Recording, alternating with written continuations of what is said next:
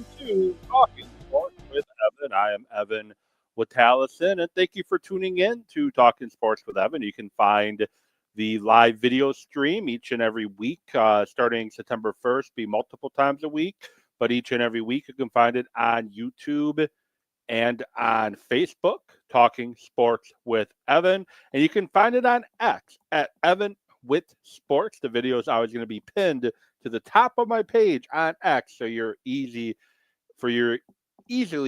able to view it. You can also find it on Spotify and on Apple. It'll be out sometime first thing tomorrow morning. That's where you can find the podcast version of Talking Sports with Evan. And you can also find it at Sports Thoughts from Evan.substack.com. That's where you can find all of the Talking Sports with Evan podcasts. I'm Evan Watallison. Of course, I am. The show's named after me. Who else would be sitting here in this chair with the Packer stuff behind me, or sports stuff behind me with the Wisconsin sports flag, and talking to you about sports for the next 30 to 35 to 40 minutes, however long it takes. Who else should be doing that besides me? But I do appreciate you all watching and listening and allowing this show to continue to grow. And it has been growing quite rapidly the last several months, and I'm excited for that. I'm excited for the direction of this show as we get into the 2025 NFL season as well. As like I said, I have a lot of plans coming up once the season starts for producing content, not only on here but on some reels and shorts on YouTube and Facebook as well, giving immediate reactions to things that go on in the NFL world. Today's show, we have Brewer fever again. The Brewers are continuing to turn up the heat. 12 in a row. 12 Brewer wins in a row. And if you're a Brewer fan, let me know if you plan on getting your free George Webb hamburger or burger. I guess I should say. They're not saying if it's hamburger or cheeseburger, just burger. Let me know if you're going to get your free George Webb burger. I'm going to talk about that a little bit more later on. But the Brewers, with winning 12 in a row, not only are they in first place in the division, not only do they have the best record in all of baseball, but by winning 12 in a row, if you're in southeastern Wisconsin or potentially Peshtigo, I don't know if Peshtigo would be part of the promotion, but if you're in the Milwaukee area, you can get a free burger next week, Wednesday, from 2 to 6. And they did that because the Brewers won 12 in a row. So are you going to get your burger? Let me know. Respond to the show live or make it in the comments, or you can always send me a tweet at Evan with Sports. I still call it Twitter. X is stupid. I'm not going to sit here and call it X. I apologize if that offends anybody, but I'm not. That was one of his many stupid decisions that he's made in the more recent history was renaming Twitter to X. And I, again, don't really understand it. But anyway, going to be talking about the Milwaukee Brewers. Going to be talking about the Green Bay Packers and training camp. Packers had a joint practice against the Indianapolis Colts. Read and saw some video from there. I'm going to give some thoughts and observations that I have from that joint practice. And Jordan Love likely not going to play again in the preseason due to a surgical procedure done on a ligament in his thumb. And I'm going to talk a little bit about that and give you my expectations going into the 2025 Wisconsin Badger football season, which kicks off in a couple weeks. So, comment. If you're watching on X, comment on the video. If you're watching on Facebook and YouTube, comment on the video, and I will respond and react to your comments as they come in. If you have an opinion, if you have a question, feel free. Send it in the comments. Love to get some interaction with you during today's show.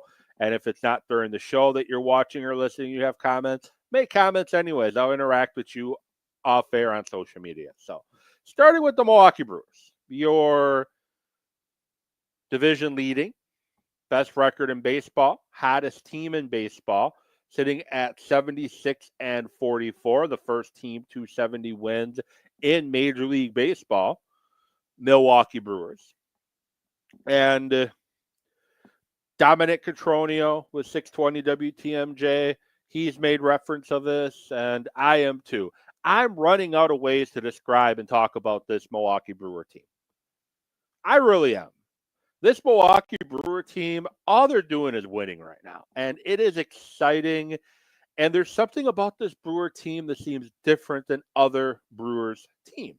Because in the past, like 2021, for example, the Brewers won 96 games. And they had one of the most dominant pitching staffs in baseball. But their offense was all home run or nothing. There was really no in between. This Brewer team is made differently. The Milwaukee Brewers currently, and I had it up and then I lost it. So the Milwaukee Brewers currently have hit 127 home runs on the season. That puts the league leader in home runs is the New York Yankees at 191 and the Dodgers at 180. The Brewers, you have to go all the way down to 19th in Major League Baseball. They are behind the Guardians, who have 128, and they are ahead of the Rangers, who have 126. So the Brewers aren't getting by getting home runs. What the Brewers are doing extremely well is getting on base, getting people over, getting people home. The Brewers are second in baseball, first in the NL in batting average this year, team batting average of 259. Their on-base percentage is 332. Their slugging is 405, and their OPS is 737 and rising. So the on-base percentage, looking for the Brewers on the standings.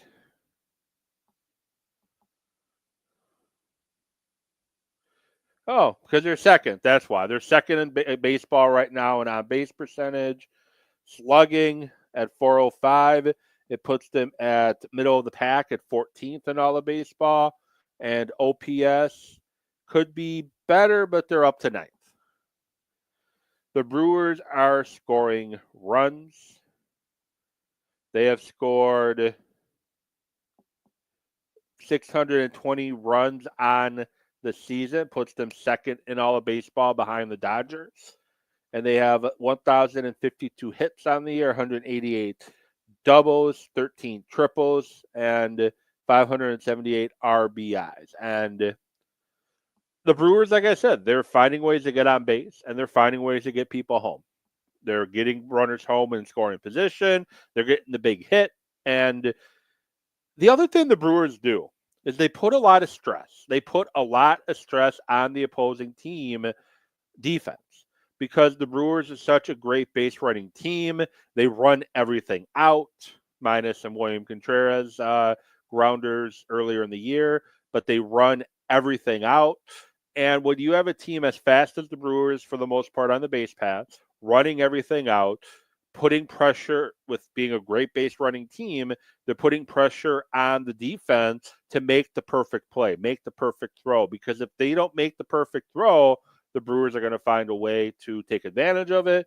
And when you give the Brewers an inch, they're going to take a mile.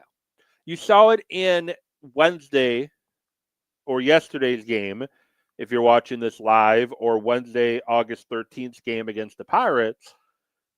Siegler, I think that's how you say his name, Anthony Siegler.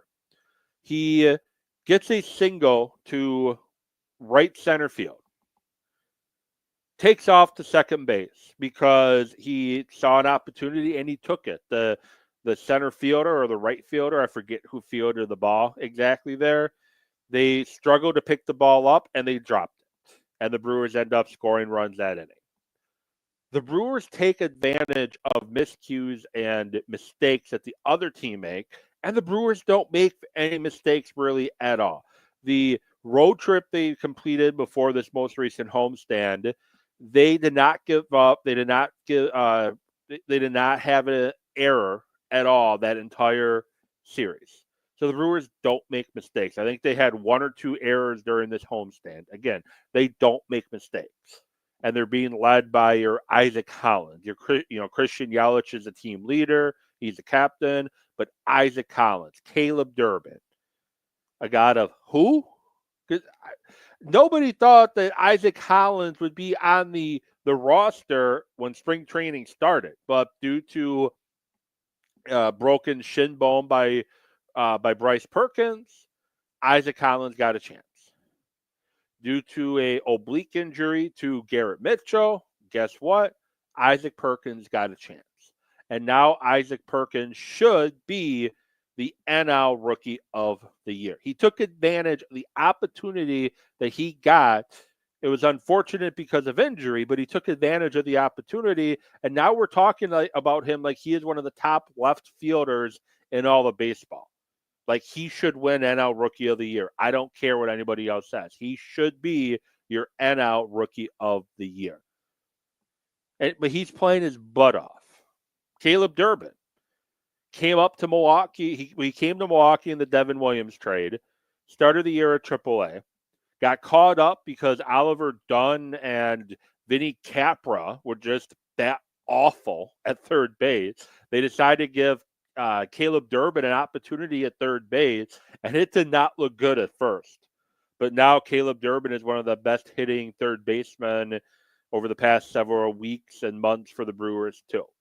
Joey Ortiz, I don't know what to say about his offensive performance early on. He defensively was very good, but his offense was leaving a lot to be desired. And currently, he's up to a 231 batting average with a 285 on base and a 617 OPS. But here's the thing. He, at one point, was around a 100 batting average. Over the course of the last 30 days, he's a 296, 330, 408 slash. He's a 339, 360, 383, 404 last 15 days. And his last 7, 385, 429, 538. So something's clicked with Joey Ortiz, and he has just taken off. And then Christian Yelich, he had an atrocious start to this season. He was awful. He bottomed out, basically. He basically bottomed out when he played Baltimore.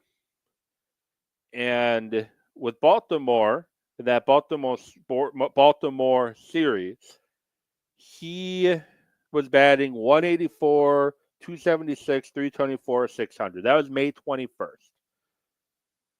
On April 4th, he was 083, 267, 208, 475. He's now batting in the 260s. His OPS is pushing 800, and his OPS is in the thousands cents over the course of the last 7 to 15 days. If the Christian Yelich we are seeing now would have been the Christian Yelich that we saw in March, April, and May, Christian Yelich would be in the conversations with Ohtani and Schrober for the NL MVP. That's how great Christian Yelich is playing. And then pitching. The pitching for the Brewers has just been outstanding. I don't know any other way to put it. The pitching has been just outstanding.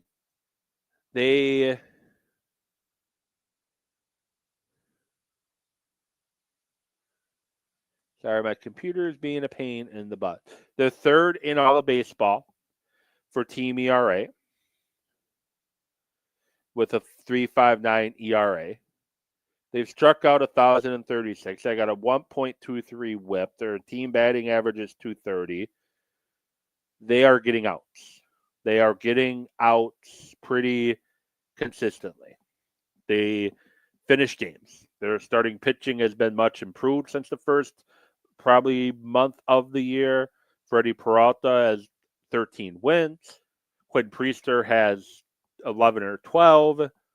And when the Brewers traded for Quinn Priester, people were losing their mind.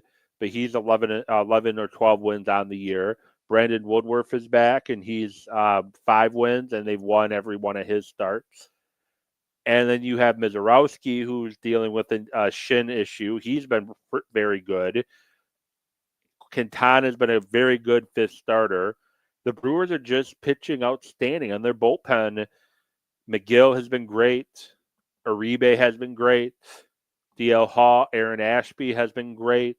Nick Mears struggled a little bit, but he's been pretty good. Koenig's been off and on. I like the way this Brewer team is winning. They're scoring runs and they're preventing the other team from scoring.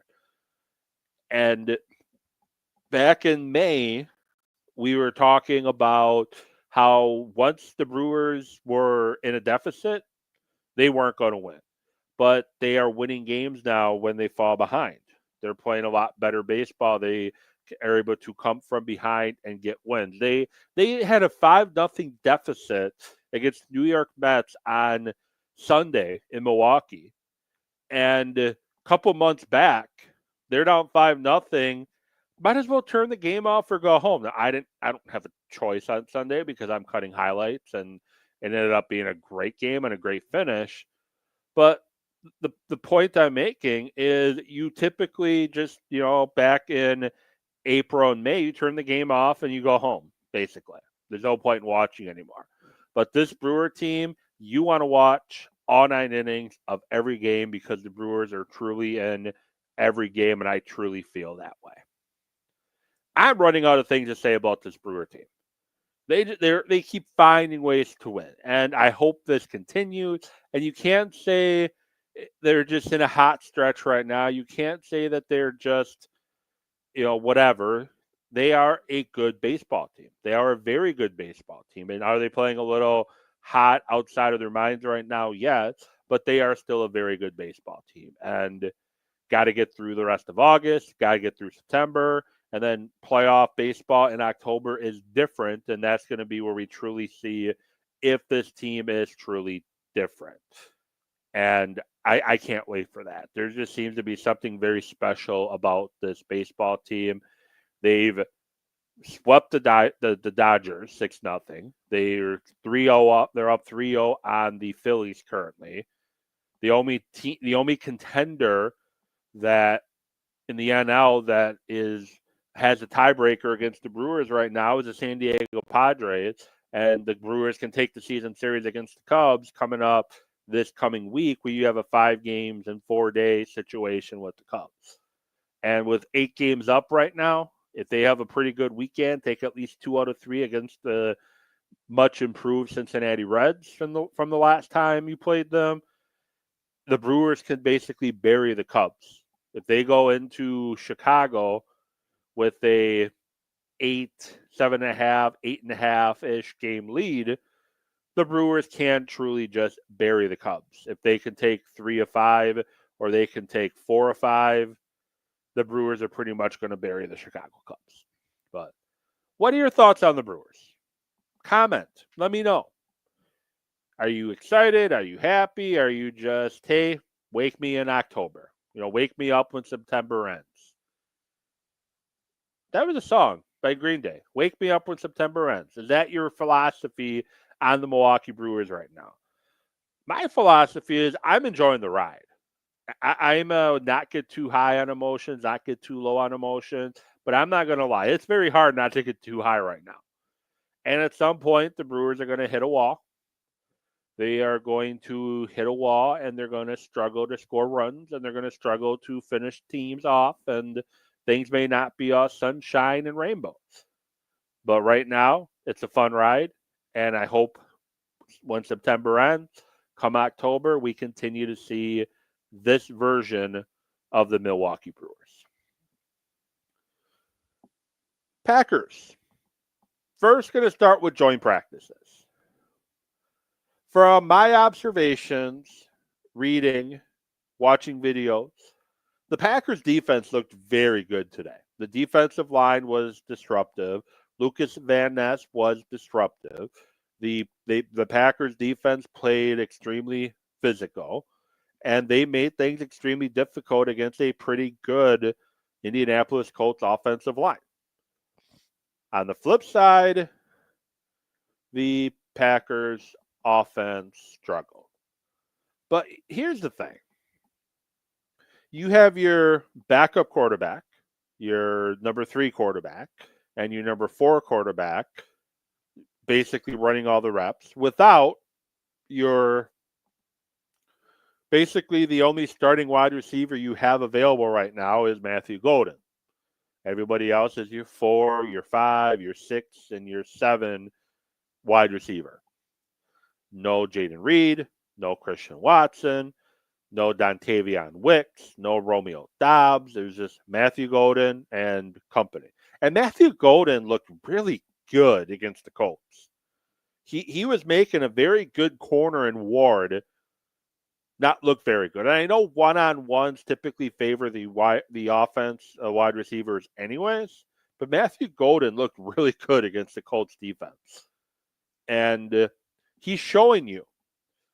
And this is where Matthew Golden's going to have to learn very quickly. He's showing you that if you want to make a difference against Matthew Golden, you're going to have to get in his face and you're going to have to be physical with him.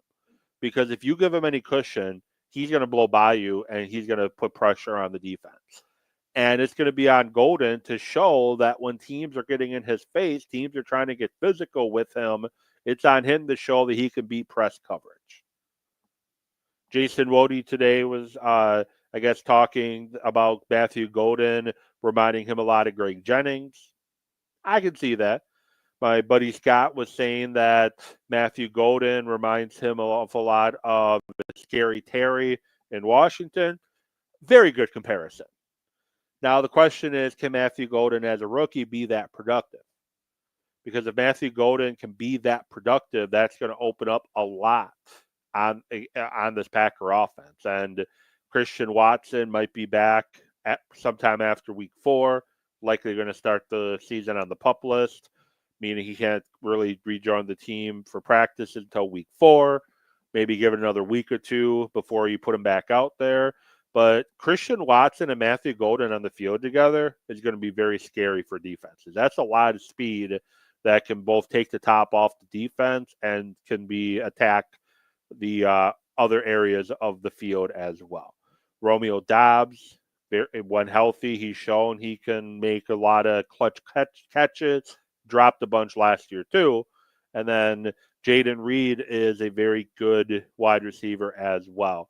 So with Watson, Golden, Dobbs, Reed, and then Dontavion Wicks, that's going to be a very good foursome at wide receiver that as long as the Packers are able to catch the ball consistently, big if, that offense can be scary good. Now, we saw in the first preseason game, other than Matthew Golden, the drops continued. And that's stuff that Romeo Dobbs and company need to get fixed because we can't go into another season of the Packers leading the NFL in drops. Now, Jordan Love's super hot streak run in 2023, wide receivers were making big plays all over the field. But last year, whenever Jordan Love was in the game, it seemed like they couldn't catch the ball if you literally handed it to them at times. Let's make the quarterback's job easier. Make plays for your quarterback. Catch the ball. When you put the ball in your hands, good things can then happen. If you make a guy miss or two, you can turn a good play into a huge play. But you got to catch the ball first. So we'll see what those young receivers can do. I'm not going to really talk a lot about the first preseason game because why? It is the first preseason game. Jordan Love played 6 plays. Malik Willis played a very bad football, let's be honest. Jordan Love didn't play well either, but he also had 3 drops in his 2 series that could have made things a little bit different if guys catch the damn ball. The biggest issue I have in the preseason game. Last year, there were many times the Packers could not get out of their own way. Too often, they could not get out of their own way. They would make a big play. Guess what? Penalty flag, holding, false start, illegal formation, whatever, delay a game, penalty, 5-yard penalty, 10-yard penalty, 15-yard penalty, replay the down, lost the down, whatever. the Packers just couldn't seem to get out of their own way, and it was extremely, extremely, extremely frustrating. Guess what the Packers had problems with on Saturday? Penalties, ill-timely holds, illegal formations, illegal shifts, just things you don't want. You're starting behind the sticks in a hurry when you're committing those things. And then you threw drops and a muffed punt on top of all of that, and you have the 30-10 game you ended up having. Tucker Kraft said it best. Tucker Kraft said it best after the game because, yes, it's preseason. But here's what he said. And this is from Bill Huber in one of his articles from his si.com/NFL/Packers. Really, it's just people becoming their mistakes. Over and over again, they just keep mounting. The holding, the illegal shifts, the aligning off sides, things like that. And people not flushing the previous play and learning from it. They just proceed to just let these things mount and they turn into big things. Now we're 1st and 20. We're 2nd and 30. You can't move the sticks from there. The odds are stacked against you, just like last year.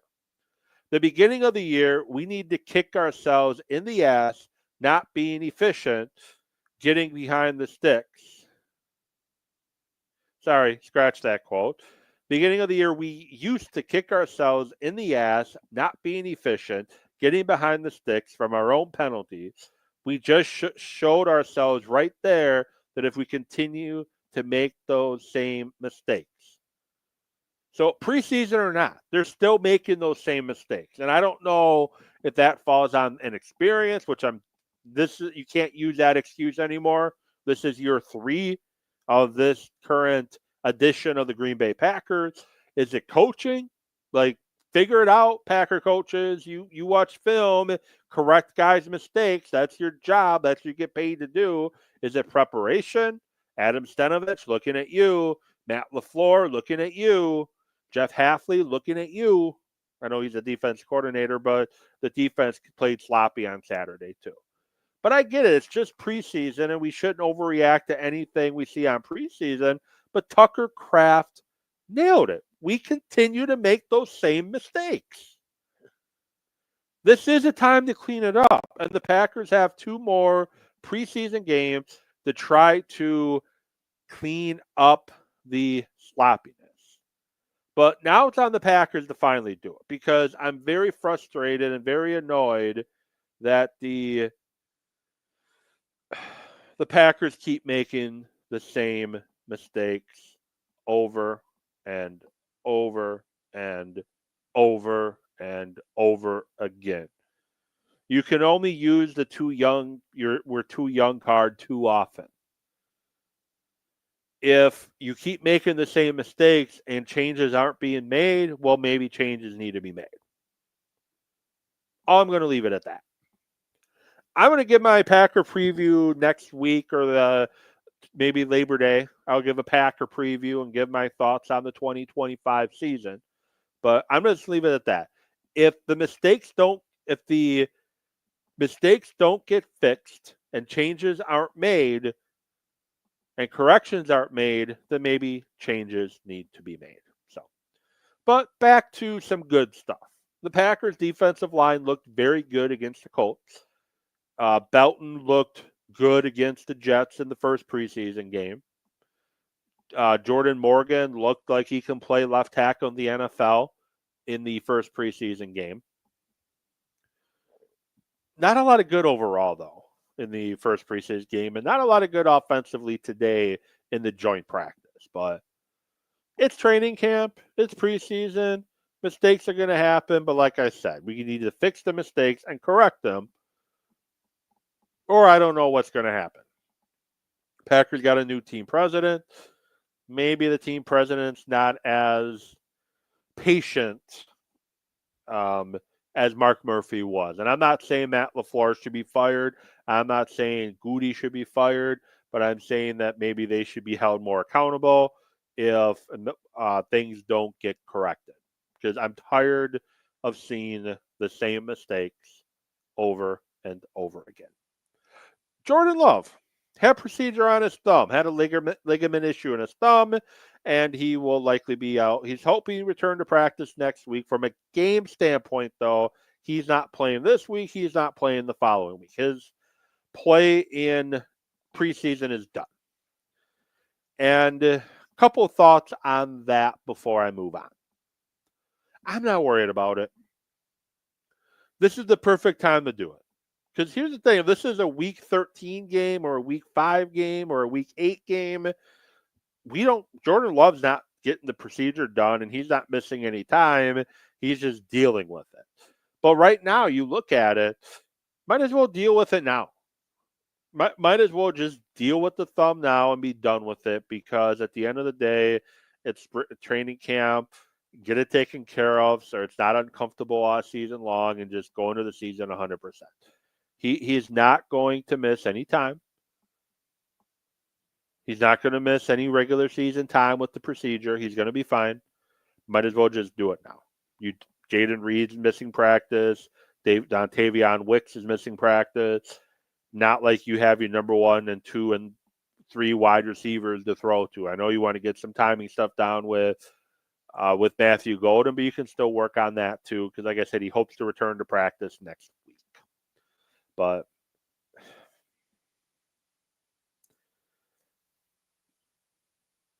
next thing I want to say is a little tough to say.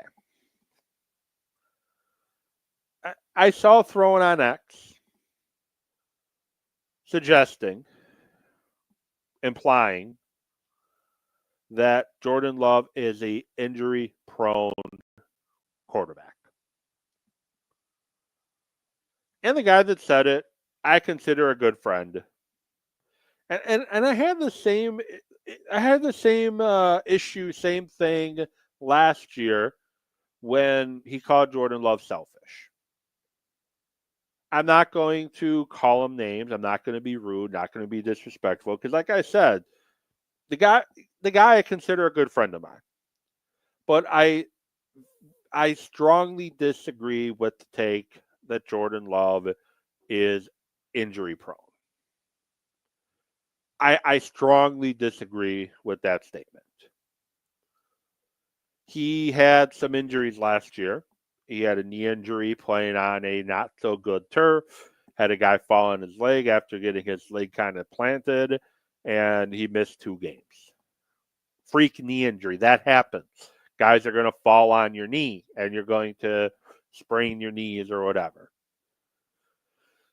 The groin injury was clearly hindering him, so you had to take him out. And then the elbow injury, the last game of the year, I'm fairly certain if the game meant anything at all, Jordan Love would have went back out there and tried to play through it. But the fact is, you had your playoff spot locked up. You weren't going to get a better seed. You weren't going to get a worse seed. You were guaranteed the 7th seed. Let's just call it a day. You already lost Christian Watson for the game, for the season, for the playoffs, with a torn ACL. Might as well just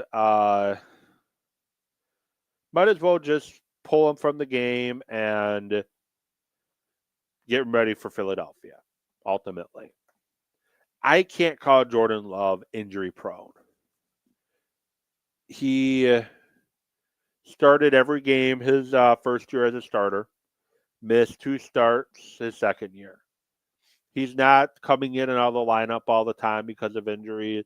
He had 1 long, lingering injury, then he had the groin. Basically, the knee injury lingered on the entire season. But I don't agree that Jordan Love is injury prone. I think this year could be very telling of that. If he seems to be banged up all the time this year, then in the preseason game, his thumb banged on a helmet. Again, stuff happens in football games.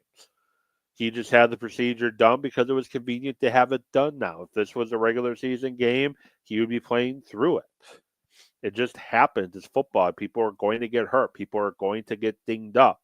But he's not going to miss any time, real time with it. So, like I said, I disagree about the injury-prone comment there. And then finally, 2025 Wisconsin Badgers. What do I see the 2025 Wisconsin Badgers doing? And what are my expectations? Well, it's hard to say. And it pains me to say this.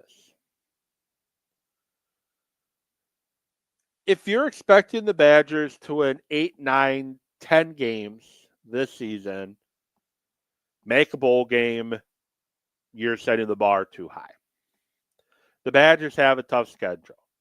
They open the year at Miami against with Miami at Camp Randall, Miami of Ohio, August 28th. It's a Thursday. They play Middle Tennessee State on September 6th, their first Saturday game, another game at Camp Randall Stadium. Then they got Alabama on the road. We saw how Alabama went last year. It was embarrassing. That is 11 a.m. kickoff in Tuscaloosa, Alabama. Then you got Maryland. Should be a win. Then you got number 14, Michigan, on the road. Now we'll see what happens after the NCAA makes their announcement on punishment against Michigan tomorrow.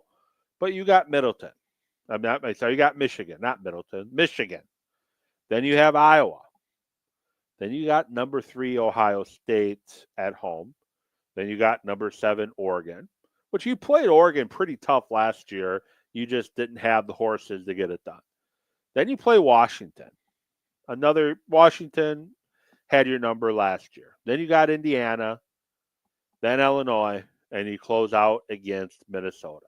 Indiana is ranked 20. Illinois is ranked 12th. So you have ultimately preseason poll, you have 1, 2, 3, 4, 5, 6 ranked teams preseason on your schedule. And I'm going to put it this way. Preseason polls mean jack. They don't mean anything. Preseason polls are opinions people form before pads are even put on and real games are played. Now, things by week 4, week 5 of the college football season, things could be different. I've always personally had the opinion that there should not be any polls until at least after week 4, week 5. The old BCS, they didn't come out till about midway point of the season. The playoff rankings don't come out till later in the season. So why do we have to have polls right now? Let's play a few games and figure it out from there. Why not? Play a few games and figure it out from there. But regardless, this is a tough schedule for Wisconsin. And what are my expectations for Wisconsin? Well, Miami of Ohio should be a win. Middle Tennessee should be a win. They should beat Maryland. Iowa, be nice to beat Iowa on homecoming. Washington can be a push. Indiana, we'll see if they're as good as they were last year. Illinois, we'll see how they are. And then Minnesota. So 5 wins between Minnesota, Miami, Middle Tennessee, Maryland, Iowa, Minnesota. That's 5 wins. Now, if you beat Washington, you got 6. So you got Indiana and Illinois. But one of those 2 teams you got to beat. That gives you 7. I think the ceiling of this Badger team is 7 wins. I don't see them winning more than 7. I can also see them losing 7 or 8 games as well. But here's the thing. I say that a lot, don't I? Here's the thing. That should be the name of the show. Here is the thing. But anyways, this season to me for the Badgers is not about winning and losing. It is about looking competitive. And I know you're going to call me a participation trophy guy and all that, but here's why. To me, it's about looking competitive. The Badgers beat Western Michigan last year 28-14. They beat South Dakota a 27-13. But did we really come out of either of those games feeling good? Did we really leave South Dakota State and Western Michigan saying, yep, I feel good about the Wisconsin Badgers? The Western Michigan game was a close game, and I believe the Badgers are losing, even losing in the fourth quarter at one point. South Dakota gave the Badgers really all they could handle before the Badgers pulled away at the end. The only convincing wins the Badgers really had last year, they beat Purdue 52-6. They beat Rutgers 42-7. They got curb stomped by Alabama 42-10. They were leading at the end of the first half against USC, but ended up losing 38-21. Northwestern, they lost 23-3. Penn State was a very close game till the end. Iowa, they just got destroyed. Oregon, another close game. Nebraska, they got destroyed. Minnesota, they got destroyed. That's not Badger football to me. They went out losing 1, 2, 3, 5 games that close out the season. Let's go back to 2023. Week 1, they beat Buffalo 38-7. They beat Georgia Southern week 3, 35-14. They lost to Washington State week 2, 31-22. The win against Buffalo, even though it's 38-17, the Badgers pulled away at the end. It wasn't convincing, and you didn't come away feeling good. The win against Georgia Southern, you didn't come away feeling good. It wasn't for a pick six to before halftime against Rutgers. That game could have been different. You beat Illinois 25-21 in 2023. Again, you didn't come away there feeling good. And you beat Nebraska 34-17. Didn't come away from that game feeling good. And then 2022, not 2021, 2022. They beat up on Illinois State 38-0 in week 1. Lost to Washington State 17-14. Beat New Mexico State 66-7. Okay, they kicked those. Illinois State, New Mexico, they kicked their ass like they were supposed to. But then boat race by Ohio State, boat race by Illinois. Lost to 2 overtimes to Michigan State in a game you should have won. They pull away late against Purdue. They struggle against Maryland and only win 23-10. And they barely beat Nebraska 15-14. And you lose to Minnesota 23-16. The point I'm trying to make, the last several years, Wisconsin wins have not felt very good. Wisconsin losses have not felt very good. During the peak of Badger football, during Alvarez, during Bielema, during the early tenure of Paul Chryst, which it was the right move to move on from Paul Chryst, but that's a whole nother show. But during the early days of Paul Chryst, when the Badgers won, they won big. The game that they were expected to win, they kicked your ass. You went away from that game feeling good, your chest out. Yeah, we just kicked that team's ass. Games they were supposed to lose, they either pulled off the upset or, yeah, we lost, but the Badgers played their heart out. They played this team should be completely overmatched against this team. They play that team extremely tough. They played with grit. They played with heart. They played with physicality. They played with energy, and they were prepared to play, even when they lost. Now, in the past 3 to 4 years, when they win, you don't feel good. And when they lose, you don't feel good. The losses are embarrassing. The wins are embarrassing. And that's just where the Badgers football team is right now. For me to feel good about the Badgers, my expectations on the Badgers isn't about wins and losses. Like I said, I think the most they can win this season is 7 games. I don't see them winning more than 7 games. They may even win less than 7 games, but there's no way they win more than 7 games. But when they win, let's feel good. We need to come out of the Miami of Ohio game and the Middle Tennessee game feeling good. Like, yes, we were supposed to win and we won with ease. That's what we need to say. And then we need to be competitive against Alabama. Alabama lost a bunch in the draft. We need to look competitive against Alabama. We need to beat Maryland. We need to be competitive against Michigan. We need to beat Iowa.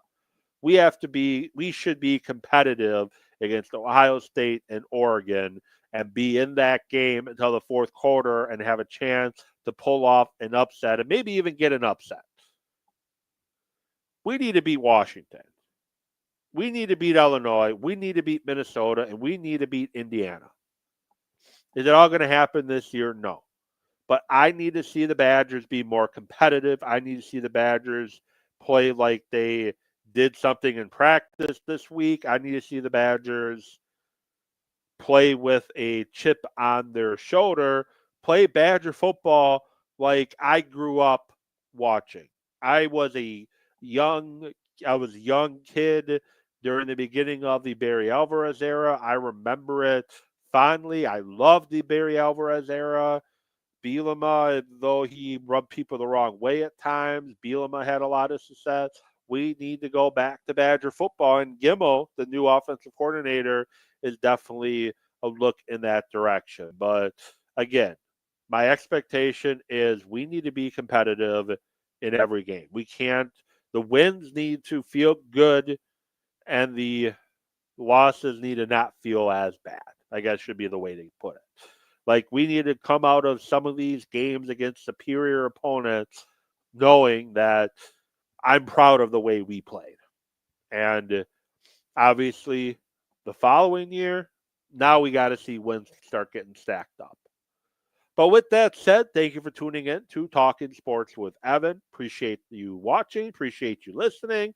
Podcast version will be out tomorrow, and I'll get back at you next week and talking about the more Packer preseason, more Packer training camp, and hopefully talking about some more Milwaukee Brewer victories as they go into a weekend series against the Cincinnati Reds in Cincinnati, and then they play the Cubs for 5-4.